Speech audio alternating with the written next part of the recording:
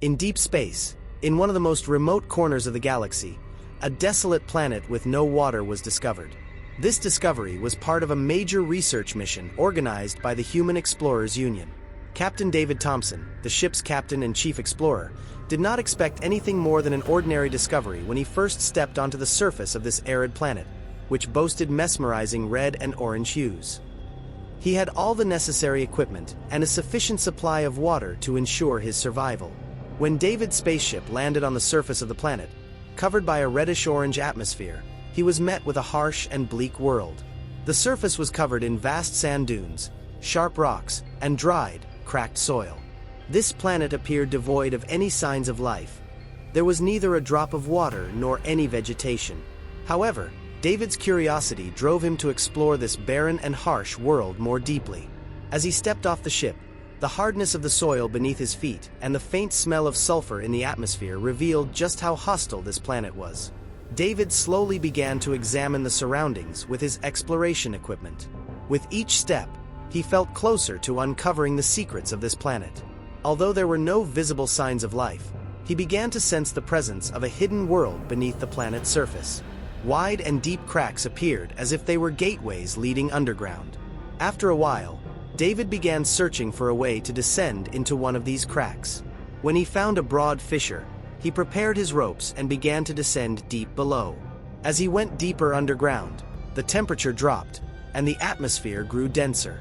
After descending about 100 meters, he discovered that the underground caverns housed a massive subterranean city. This city was illuminated by glowing phosphorescent plants. Among the crystalline structures moved slender, graceful figures.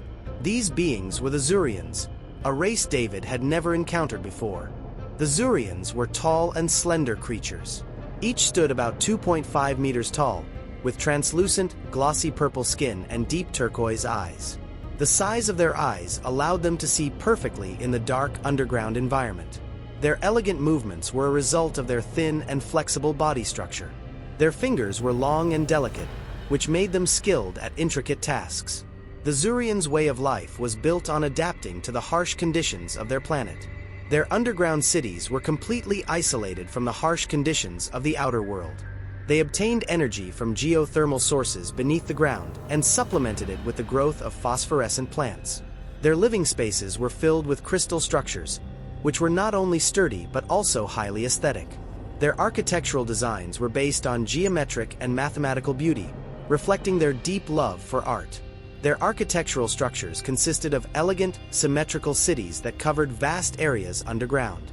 Their buildings were made of crystal-like minerals, each possessing perfect acoustics, which made music and sound a significant part of their artistic expression.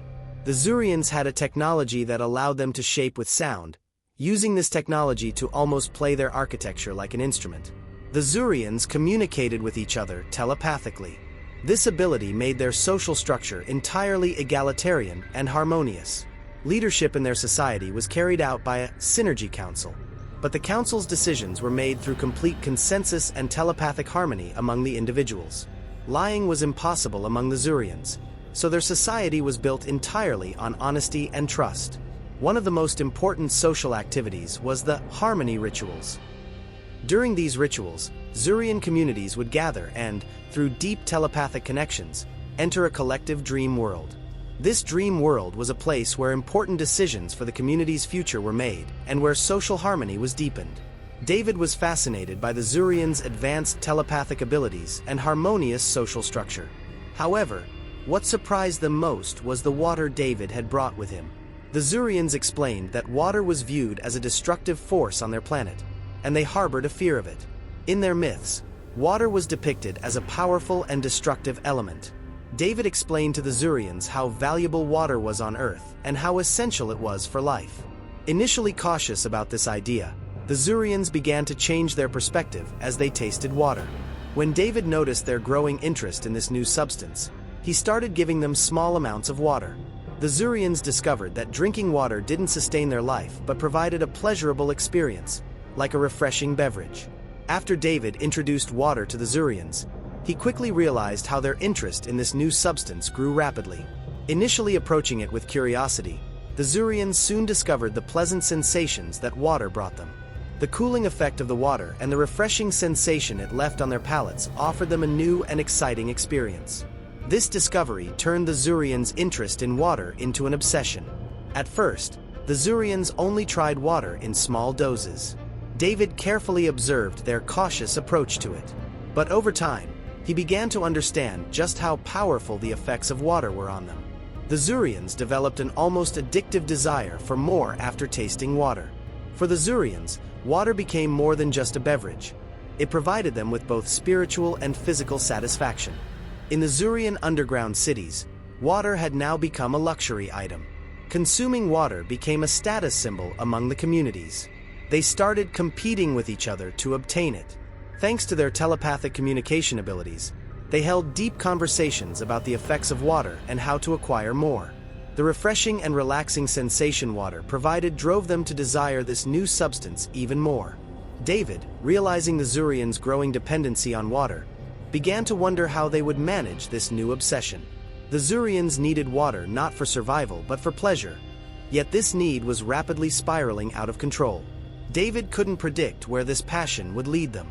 The Zurian Synergy Council carefully examined the effects of water on the Zurian society and the changes this new obsession brought to their community. Initially experienced by only a few individuals, the desire for water had now spread to almost the entire society. The council tried to understand how water was affecting their community, while some members began to develop a darker plan to completely dominate the pleasure and satisfaction that water brought.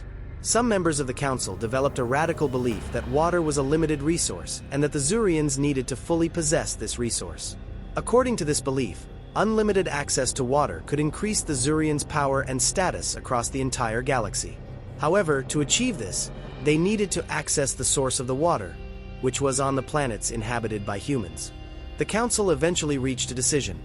In order for the Zurians to fully satisfy their need for water, they needed to conquer one of the planets that had water. One of these planets was one of the human colonial worlds from which David had come. The council members began to believe that by completely controlling the water, they could make the Zurians one of the most powerful races in the galaxy. When David realized the dangerous passion the Zurians had for water, he understood how bad things had become. Their desire posed a significant threat not only to their own society but to humanity as well. David knew he needed to find a way to stop the Zurians once he learned of their plans. However, this would not be easy. The Zurians' dark intentions revealed how dangerous their passion for water had become. David realized that this newly discovered planet and its inhabitants could pose a significant threat to humanity. The Zurians, who were preparing to acquire water, were about to ignite a war that would completely alter the balance of the galaxy. After the Council's decision to transform their desire for water into a hidden plan, they began preparations. These preparations created a great deal of excitement and anxiety within the Zurian society. Their previously silent and peaceful underground cities were starting to transform into military bases. Everyone was aware of the approaching major event, but no one could precisely predict the outcomes. The Zurians rapidly increased their technological and military capabilities in their underground cities. They began producing high-tech war machines equipped with powerful energy shields and deadly weapons. These war machines were designed to emerge from the Zurians' underground cities and attack the human world. David grew increasingly concerned as he observed the Zurians' preparations. Their decision to attack human colonies with such military power posed a significant threat to the future of the galaxy. However, David was not yet certain how to stop the Zurians. By introducing them to water, he had inadvertently sparked the potential for a war. The Zurians' plans slowly began to surface. The council detailed their war plans and presented them to the senior leaders of their society. The plan involved launching a sudden and devastating attack on one of the human colonial worlds. This attack would be supported by the Zurians' advanced technology and would yield results in a short period. After the attack, the Zurians aimed to seize the water resources and force humanity to submit to them. David decided to devise a plan to prevent the Zurians' passion for water from leading to war. By recognizing the conflicts within Zurian societal structure and the dangers these conflicts could pose, he began seeking ways to persuade them towards a more peaceful resolution. The solution might involve using water to satisfy their desires. However, this could only be achieved through not just a war but through clever diplomacy and trade agreements. David initially contacted world authorities to discuss this trade agreement. Explaining the situation in detail, David proposed exchanging the water the Zurians needed for arcanite, a rare substance used in high-tech products on Earth. World leaders realized that this trade would provide significant advantages to humanity and maintain galactic peace. Arcanite could greatly benefit the Earth's economy and open new technological doors for humanity. More importantly, this trade would keep the Zurians away from war and guide them towards a peaceful path. David's plan would once again showcase humanity's superior intelligence in diplomacy and trade. David met with the Synergy Council and presented his plan. He emphasized that he was aware of the Zurians' passion for water and how this passion could lead to a devastating war for both sides. David explained that arcanite from the Zurians' planet was crucial for technological advancement and could be exchanged for water. The Synergy Council carefully listened to David's proposal. The trade he suggested was a significant opportunity for the Zurians. They would be able to regularly obtain water in exchange for arcanite, thereby satisfying their water needs and eliminating the need for war. This offer created great excitement among the council members. Acquiring water through trade rather than fighting would be a more sustainable and secure path for the Zurians. David and the Zurians reached an agreement based on mutual interests. This agreement established a trade route that met the needs of both humans and Zurians. The Zurians would regularly send arcanite extracted from their planet to Earth in exchange for water. This agreement marked the beginning of a profitable trade for both parties. David highlighted in his discussions with world leaders that this agreement was not just an economic success, but also a diplomatic victory. Thanks to humanity's intelligence and diplomatic skills, peace had been achieved between two different galactic societies.